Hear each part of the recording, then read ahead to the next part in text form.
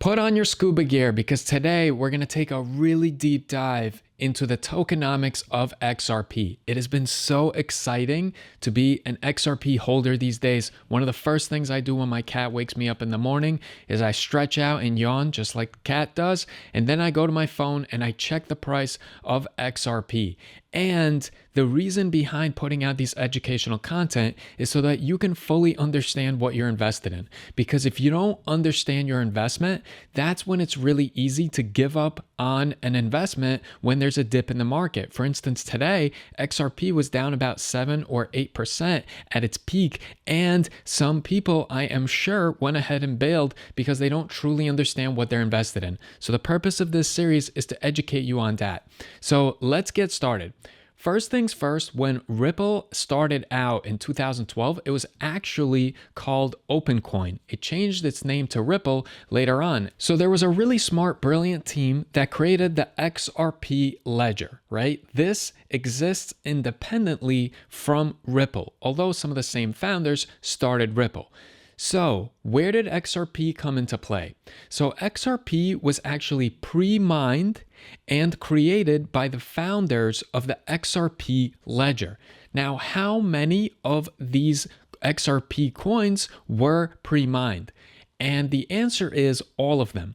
So there was 100 billion XRP that was pre-mined originally. And these tokens were released into an open Genesis wallet. What is a Genesis wallet? That's basically the first wallet or account created in a blockchain. So this 100 billion XRP, where did it go? Did they just put it out on the open market and whoever bid on it got it? No.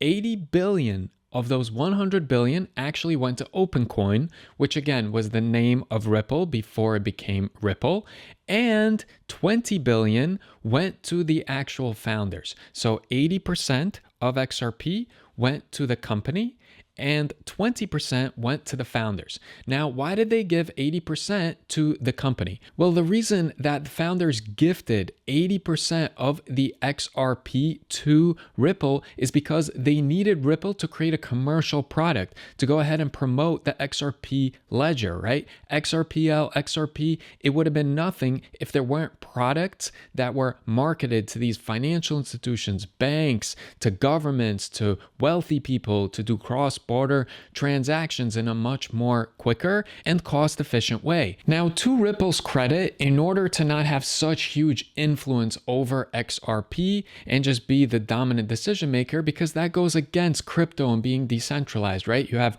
one centralized company that's making all the decisions. They actually went ahead in 2017 and locked the XRP into escrow accounts that are going to be released every so often until all of it is released. Now, by the way, since there's 100 billion XRP, some people say there will never be more and there will never be less XRP than the 100 billion that has been created. That is not entirely true. So it is true that you cannot create more XRP. The finite amount, 100 billion. But it is a little bit deflationary in the sense that there's something called an XRP drop, which is 0.000001 XRP. And usually during a transaction with not a lot of congestion on the network, so under normal circumstances, the amount of XRP that is burnt every transaction is actually 10 drops. And 10 drops would actually equal 0.0001 XRP that is burnt every transaction. Now, here's the thing. With 100 billion of XRP, and if you calculate even up to today how many XRP were burnt, it's probably in the millions, but that's still not incredibly impressive, and it's not really going to create deflationary pressure on XRP that's going to make all of us XRP holders rich. I don't believe that the mechanism of burning XRP was for us getting rich, the XRP holders. I think the actual reason behind it is so that the network isn't spammed, so that there's some sort of cost to actually utilizing the network. If I'm wrong about that, please mention it in the comment section. But from the math I did, there really isn't going to be deflationary pressure that's going to drive, the price up because of demand and supply, because it's a negligible amount that's burnt, and therefore it shouldn't even be considered like classically deflationary. It is in the actual definition of deflationary, but it's such a minute amount that I wouldn't have that as a selling point if you're trying to explain to someone why you should totally get into XRP today. The bull case is not that there's going to be so much XRP burnt that we are just going to become rich because of supply and demand, at least not in my opinion. And now I really want to explain in detail how exactly they use the XRP in their escrow. When does it get released? Also, how does it go back into escrow, or did they just sell it all? Does this help or hurt the XRP holder? Is this something that the actual company Ripple benefits from? Is it actually something that's healthy for the growth of XRPL? And is it going to be beneficial to XRP's price action? So let's discuss that now. So XRPL.org has an amazing timeline of events, and there's a lot of blog posts that are posted there explaining everything in detail. And so here I'm showing you one from 2017. It was last updated 2 months ago, and this is an explanation of Ripple's XRP escrow. So here what we'll do is we'll read about it a little bit here, and I'll also give you my thoughts as well, and we'll go back and forth and really try to understand the big and the small picture here. So over here it says that to provide additional predictability to the XRP supply, Ripple has locked 55 billion XRP, 55% of the total possible supply, into a series of escrows. These escrows are on the ledger itself, and the ledger mechanics enforced by consensus control the release of the XRP. So first things first, a lot of us might be even confused by what they mean when they say escrow. Is this like the escrow account when you're buying real estate? So the reality is, when XRP is described as being held in Ripple escrow accounts, it basically means that a specific portion of XRP is locked in smart contract-based escrow agreements on the actual XRP ledger. So this mechanism is meant to control the release of XRP into the market over time in a predictable and transparent way. So what exactly does that entail? So basically, Ripple initially placed the 55 billion XRP into escrow in 2017, as we see here, and then the XRP is locked into multiple escrows, each containing 1 billion XRP. These escrows are actually programmed to release the funds monthly starting in January 2018 over a set duration. And over here we see that it says the escrow consists of independent on-ledger escrows that release a total of 1 billion XRP each month over the next 55 months. It might actually be more, because it also says that any additional XRP left over each month will be placed into a new escrow to release in the first month in which no escrow currently releases. So how does this controlled release work? Well, again, in simple terms, each month 1 billion XRP is released into Ripple's control. Ripple then uses the released XRP for business operations, partnerships. They might use it to incentivize market liquidity. And then any unused XRP at the end of that month is returned to the escrow system and scheduled for release after all other escrows have been exhausted. My question is, though, the unused XRP, what's to stop Ripple from actually monetizing that, selling that, putting that out on the actual circulated supply, diluting the price, right? Because remember, the purpose of the escrow is the system ensures that Ripple can't flood the market with XRP unpredictably. It can't just take like 50 billion XRP and flood the market. This might destabilize the price, obviously, astronomically. So it provides confidence to us investors and stakeholders by making XRP's supply dynamics more transparent and predictable with these XRP escrows. However, each month when that 1 billion is unlocked, they can go ahead and actually raise money with that. Theoretically, Ripple could even propose changes to the escrow agreement. But if they were to do that, that would definitely require a really complex process and cooperation from everyone in the XRP Ledger community. And again, Ripple leadership has done nothing to make me think that they would actually do that. If Ripple was to propose a change to these rules, which involves modifying the code of the XRP Ledger, there's no way that everyone would be along for the ride and vote for that. And typically for any change, they actually require supermajority, which is 80% or more of validators that must approve their amendment. Now, again, theoretically, they can try to game the system in several ways, but if they were to do that and try to benefit their own bottom line at the expense of market stability, all of us XRP holders would savagely turn against them, and that would really damage XRP's reputation and value. How can Ripple actually go and benefit itself rather than what's in the best interest for XRP holders? Well, imagine a scenario where Ripple sells a portion of the released XRP that it receives, which is 1 billion each month, in the open market or through OTC, over-the-counter transactions to institutions, partners, and then these sales generate revenue for Ripple, not for us XRP holders, which yes, they can be used to fund operations, investments, and partnerships, but it could also be used to line the pockets of Ripple's leadership. The reality is, though, Ripple's financial success is so closely tied to XRP's adoption and price stability that the company is incentivized to manage its XRP holdings pretty much responsibly in order to maintain the trust within the cryptocurrency markets and among us, the XRP investors, and also among its partners as well. Because some of the people that utilize XRPL and are going to be using Ripple solutions is because they have the same mindset as us fringe retail folks, where they don't want to pay those exorbitant fees and they hate the status quo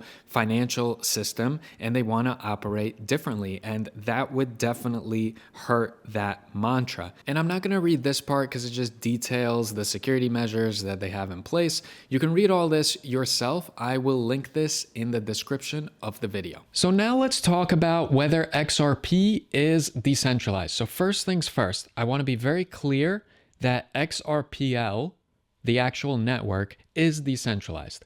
But is XRP, what we're invested in, is that decentralized?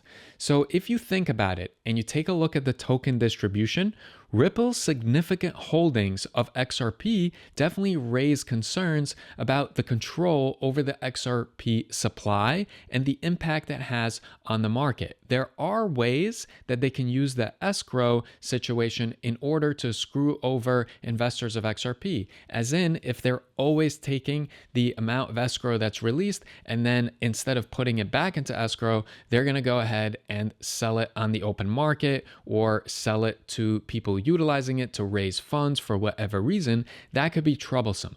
But if you look at the history, Ripple's use of the escrow and their transparent release schedule, it actually works in their favor, as in to argue that they don't have any malicious intent. They've been great thus far. And for those that are critics of XRP, it's not often that they even have anything bad to say about the leadership, because the leadership of Ripple has actually done a really good job. So has the founders and the leadership of XRPL. That being said, though, I do want to say that I stand by my initial claims in my original video that's nearly at 40,000 views from a couple of days ago, that XRP is not decentralized in the classical sense. What do I mean by that? I don't mean that the Ripple team can go ahead and just start printing XRP. It's not a fiat currency. Yes, there's a finite supply. However, they do have a control and can manipulate the market if they start to sell off some of the XRP in their escrow account. Now, sure, there is a mechanism in place that they can't just change how the escrow is going to work. They have to go through a consensus. Validators have to be on board. Everyone, basically, the majority have to make a decision that yes, Ripple can go and rewrite the rules. So I don't think that that's actually ever going to happen. I don't think that's even a possibility. Obviously, there can be some instance where they're under so much legal pressure and they absolutely need to raise the funds and an exception is made. But I do not think anyone would go for that, because it would really kill the argument that XRP is decentralized.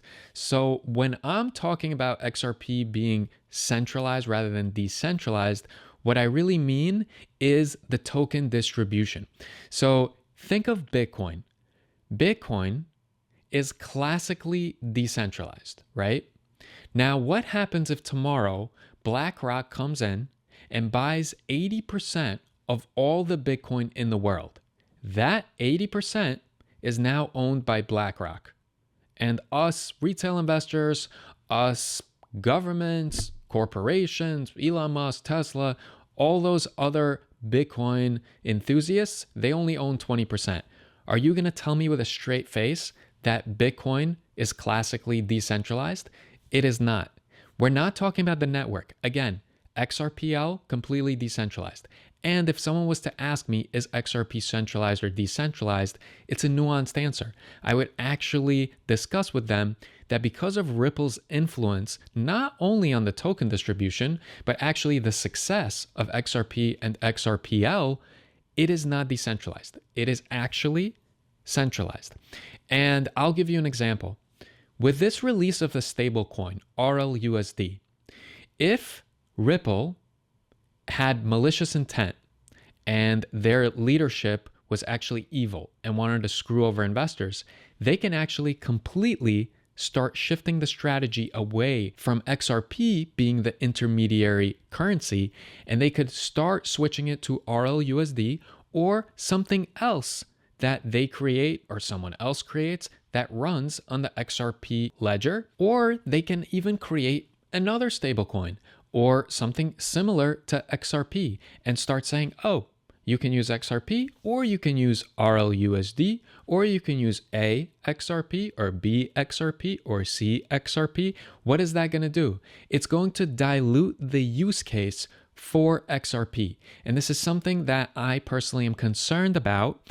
And although the Ripple team has done nothing to show that they have this type of intention to screw us over and they're just going to be worried about their bottom line, I do think that we need to keep them honest and we need to keep pressure on them to convince us that they are going to remain extremely loyal to XRP being the dominant way that the XRP ledger and all of Ripple's offerings is used, that it's going to be the dominant player there. Because again, if XRP is just one of the options, and sure, there's gas fees for using the network, that's not really going to create the amount of buying pressure that we're all hoping for. What will, though, is if XRP is the dominant way that a lot of Ripple's offerings for cross-border transactions to financial institutions, to governments, to wealthy individuals is the best viable option. Now, I really want to drive this point home. I'm an investor in XRP. Again, I don't want to show off my profits. I'm sitting on healthy 5-figure profits. You could go back to the first 2 videos in this series to take a look and you'll see for yourself. I'm very, very proud to be an XRP holder. And by the way, the average price that you see in those trades, which is $1.20, is not actually my average price. I've been investing on and off into XRP for a very long time. I also have other wallets. That's just my Coinbase account. But I do want to point out that I have swing traded XRP in the past and actually profitably. But this go around, I'm actually looking to hold what I have in that Coinbase account for the long term. But I'm a healthy skeptic. I'm not just here to, be one of these, yeah, XRP to the moon, XRP is going to be $1,000 for sure by 2026 and all that stuff. I want to make sure that I'm doing the best due diligence that I can. I want to make sure that I'm paying attention to all the FUD arguments, to all the pro arguments, to all the con arguments. And I think that's really the path to sleeping soundly at night and not being worried about your investments, because the more you truly understand it, that leaves less fear for the unknown because you know more. Knowledge is such an integral part to being okay with your investment during ups and during downs. So again, this is not financial advice. I'm just a YouTuber. I'm a web developer, AI consultant during the daytime. I'm definitely not a financial advisor.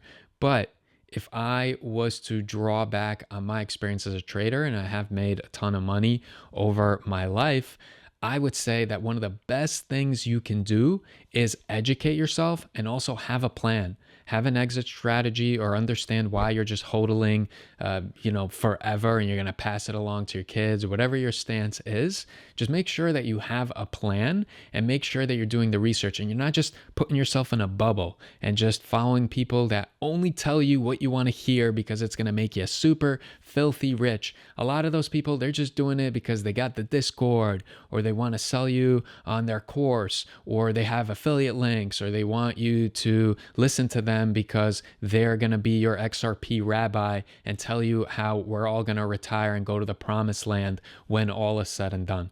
That's not what this channel is about. So if you are looking for that, definitely don't subscribe to this channel because I'm a healthy skeptic. I'm going to be putting out a ton more XRP content throughout the years, hopefully. And if I see something that's a big yellow flag, red flag, or green flag, I'm going to mention it.